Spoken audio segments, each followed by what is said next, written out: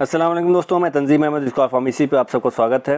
B pharma first year second semester के HAP के 2 number वाले क्वेश्चन को हम लोग सॉल्व करने जा रहे हैं। बहुत इंपॉर्टेंट क्वेश्चन है, आपके अपकमिंग एग्ज़ाम में आ सकते हैं। आइए स्टार्ट करें। पहला question, what is action potential. Action potential क्या होता है? तो जो हमारी सेल्स होती हैं, सेल की मेम्ब्रेन, उसमें जब वोल्टेज की चेंजेस होते हैं, रैपिड चेंजेस होते हैं, उसी को एक्शन पोटेंशियल कहते हैं। दूसरी डिफिनीशन अगर हम देखें तो ये एक तरह का ब्रीफ इलेक्ट्रिक सिग्नल होता है जो कि नर्व सेल्स या न्यूरॉन पे ट्रेवल करता है। यहाँ पे एक स्पेसिफिक सेल का नाम दे दिया गया, अदरवाइज़ ये आपकी मसल सेल पे भी उपस्थित होते हैं, आपके डिफरेंट टाइप की सेल्स पे भी एक्शन पोटेंशियल जनरेट होता है। यहाँ पे हम समझाने के लिए स्पेसिफिक नर्व सेल का एग्जांपल दे रहे हैं। तो नर्व सेल या न्यूरॉन पे जो इलेक्ट्रिक सिग्नल ट्रेवल करते हैं वही आपके एक्शन पोटेंशियल कहलाते हैं। अब ये होता कैसे है? तो न्यूरॉन की जो मेम्ब्रेन का वोल्टेज होता है वो सडनली चेंज होता है, जिसके चलते डीपोलराइजेशन और रीपोलराइजेशन ऑकर होता है। अब ये वोल्टेज कैसे चेंज होता है? तो सेल की मेम्ब्रेन पे उपस्थित डिफरेंट टाइप के चैनल्स उपस्थित होते हैं, आयन चैनल्स, जिसके मूवमेंट की वजह से वोल्टेज में चेंजेस ऑकर होता है। पॉजिटिव आयन अंदर आए तो डीपोलराइजेशन ऑकर होता है, पॉजिटिव आयन सेल के बाहर जाएगा तो रीपोलराइजेशन ऑकर होता है। ये होता क्यों एक्शन पोटेंशियल? तो सेल कम्युनिकेट करती है या कोई इन्फॉर्मेशन ट्रांसफ़र करना होता है, तो उसके लिए एक्शन पोटेंशियल होना ज़रूरी है। सेल एक्टिव होती है इसी के माध्यम से, और भी डिफरेंट फंक्शन होते हैं। ये एक सिंपल सा 2 नंबर का आंसर था, हालांकि इसका ग्राफ भी बनता है डिटेल में, फिर कभी हम देखेंगे। Question 2, what are the name of lobes of cerebral hemisphere. Cerebral hemisphere के लोब्स के नाम लिखने हैं। तो 4 लोब्स होते हैं। पहला है frontal lobe, parietal lobe, temporal lobe और ऑक्सीपिटल लोब। ये 4 टाइप के लोब्स होते हैं। अगला question, what is the role of the mouth in digestive system. Digestive system में माउथ का क्या रोल है? तो माउथ एक क्रूशियल रोल प्ले करता है डाइजेस्टिव सिस्टम में, चूँकि ये स्टार्टिंग पॉइंट है डाइजेस्टिव सिस्टम का। यहाँ पे माउथ के थ्रू क्या क्या चीज़ें होती है? तो माउथ आपका मेन फंक्शन क्या करता है? मैस्टिकेशन का काम करता है। मैस्टिकेशन मतलब च्युइंगिंग, चबाना। जो फूड हम लेते हैं उसको ब्रेक डाउन करता है ये छोटे छोटे पीसेज में, उसके बाद इसको मिक्स करने का काम करता है। तो मिक्सिंग फूड किसके साथ मिक्स करता है? सलाइवा के साथ मिक्स करके बोलस का फॉर्मेशन करता है। अब ये बोलस फिर आगे ट्रेवल करता है आपके ईसोफेगस में, ठीक है। और भी आपके माउथ का क्या रोल है? ये केमिकल डाइजेशन का काम करता है। कैसे कि डिफरेंट टाइप के एंजाइम्स ये सलाइवा में जो उपस्थित होते हैं उसके थ्रू केमिकल डाइजेशन प्रोसेस को ये इनिशिएट करता है। करने के बाद जब बोलस एक बार फॉर्म हो जाता है तो फिर ये सॉलोइंग करता है, मतलब निगलने वाला काम कराता है ईसोफेगस के माध्यम से। फिर ये कहाँ पहुँचाता है? आपके स्टोमक में। अगला question, question 4, differentiate between vital capacity and total lung capacity. दोनों के बीच में अंतर बताना है।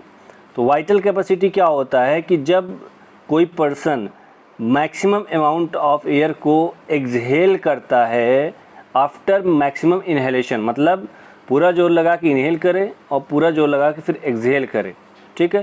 तो जितनी अमाउंट ये इसमें के दौरान हो रही है उसे कहते हैं वाइटल कैपेसिटी। अगर इसका हम फार्मूला देखें तो vital capacity equal to tidal volume plus inspiratory reserve volume plus expiratory reserve volume. तो इन तीनों के कम्बिनेशन को वाइटल कैपेसिटी कहते हैं। दूसरा, टोटल लंग कैपेसिटी क्या होता है? तो टोटल वॉल्यूम ऑफ एयर जो लंग्स में उपस्थित होती है, मौजूद होती है, जब हम पूरा जोर लगा के इनहेल करते हैं तो उतने टाइम में जो एयर पूरी लंग्स में मौजूद होती है, मतलब कि लंग्स कितना एक्सपेंड कर सकता है मैक्सिमम वॉल्यूम तक, वो आपका टोटल लंग कैपेसिटी कहलाती है। इसका फार्मूला अगर हम देखें तो total lung capacity equal to tidal volume plus inspiratory reserve volume plus expiratory reserve volume plus residual volume. तो ये है आपका फार्मूला टोटल लंग कैपेसिटी का। अगला question, define glomerular filtration rate. GFR rate को डिफाइन करना है। तो जीएफआर ग्लोमेरुलर फिल्ट्रेशन रेट पर मिनट आपकी जो किडनी होती है कितने अमाउंट ऑफ ब्लड को फिल्टर करती है वो कहलाता है जीएफआर। मतलब दूसरी भाषा में अगर हम कहें तो किडनी में उपस्थित जो ग्लोमेरुलाई होता है, जो कि आपका नेफ्रॉन का पार्ट है, ग्लोमेरुलाई कितने अमाउंट ऑफ ब्लड को फिल्टर करता है पर मिनट में, उसे कहते हैं GFR। नॉर्मल एडल्ट में GFR जो रेट होता है आपका वो 125 ml पर मिनट होता है।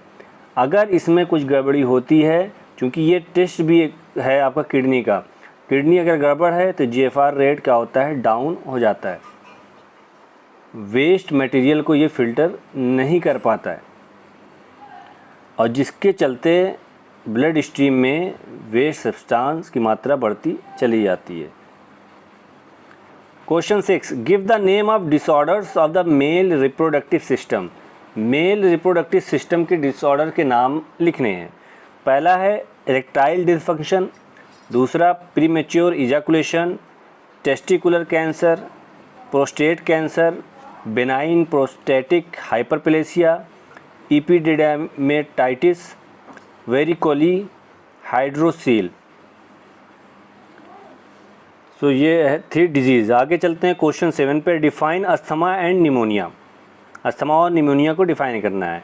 तो अस्थमा ये आपकी कोरोनरी रिस्पिरेटरी डिजीज़ होती है, जो कि जो एयरवे होता है, सांस वाली नली होती है, उस नली का नैरो हो जाना, मतलब इन्फ्लामेशन के द्वारा या किसी अदर फैक्टर के द्वारा उस एयरवे का, उस सांस वाली नली का पतला हो जाना, श्रिंक हो जाना, जिसके चलते सांस लेने में दिक्कत होना शुरू हो जाती है, उसे अस्थमा कहते हैं।